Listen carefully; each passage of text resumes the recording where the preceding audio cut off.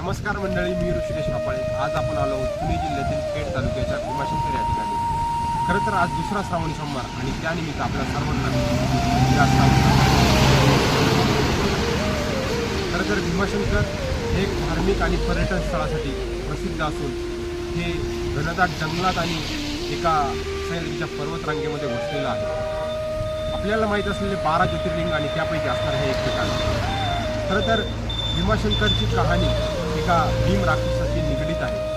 भीम नक्कीच जो एका कर्कटी राक्षसाचा पुत्र आणि त्यांनी आपल्या सर्व देवदेवतांना अन्याय आणि अत्याचार करण्यास सुरुवात केली होती. त्यावेळेस सर्व देवदेवतांनी या सर्व अन्याय आणि अत्याचारांना कंटाळून आपल्या भगवान शंकरांची प्रार्थना केली आणि त्यांना प्रकट केलं आणि त्याच वेळेस त्यांनी या राक्षसाचा वध केला आणि म्हणून त्याच ठिकाणी त्यांनी ज्योतिर्लिंगाच्या स्वरूपात ते या ठिकाणी स्थिर झाले.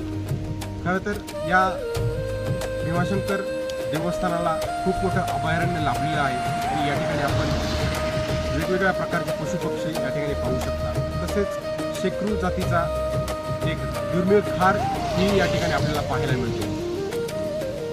त्याचप्रमाणे प्रत्येक वर्षी महाशिवरात्रीला या देवस्थानाची यात्रा खूप मोठ्या प्रमाणात भरली जाते.